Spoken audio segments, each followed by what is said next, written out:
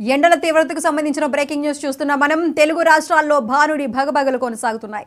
గతంలో ఎన్నడూ లేని విధంగా రికార్డు ఉష్ణోగ్రతలు నమోదవుతున్నాయి.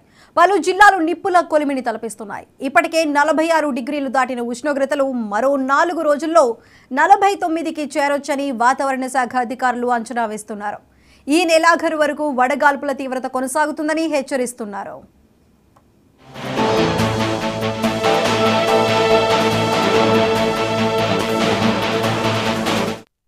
రోజు రోజుకు ఉష్ణోగ్రతలు పెరిగిపోతూ ఉండటంతో ప్రజలు బెంబేలెత్తిపోతున్నారు. మధ్యాహ్నం బయటకు రావాలంటేనే చంకుతున్నారు. నిన్న పల్నాడు జిల్లా కొప్పనూరులో అత్యధికంగా 46.2 డిగ్రీల సెల్సియస్ ఉష్ణోగ్రత నమోదైంది. తిరుపతి జిల్లాలో 46, ఎన్టీఆర్ జిల్లా చిల్లకల్లో 45.8 డిగ్రీలు, నంద్యాల జిల్లా బనగానపల్లె, నెల్లూరు జిల్లా మర్రిపాడులో 45.7 డిగ్రీల ఉష్ణోగ్రతతో ప్రజలు ఆందోళనకు గురవుతున్నారు.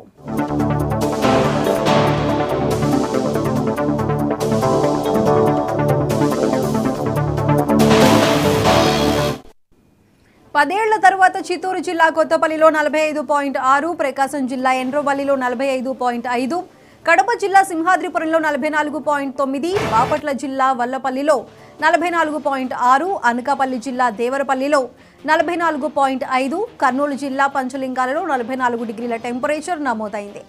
రాష్ట్రంలోని 21 జిల్లాల్లో 43 డిగ్రీలకు పైగా ఉష్ణోగ్రతలు నమోదయ్యాయి. రేపు కోస్తాంధ్ర, రాయలసీమ జిల్లాల్లోని 265 మండలాల్లో వడగాలులు వీస్తాయని వాతావరణ శాఖ హెచ్చరించింది.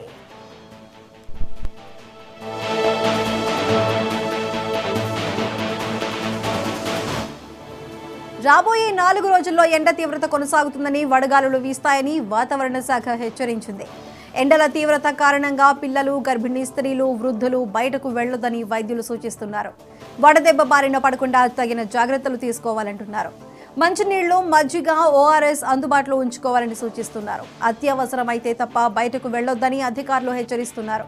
పల్నాడుతో పాటుగా రాయలసీమ జిల్లాల్లోనూ వడగాల్పుల తీవ్రత పెరిగింది.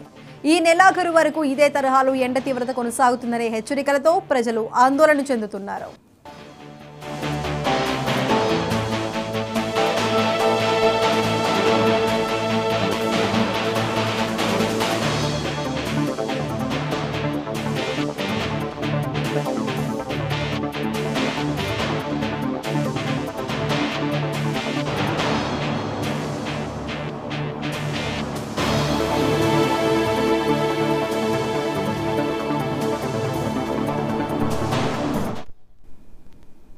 సార్వత్రిక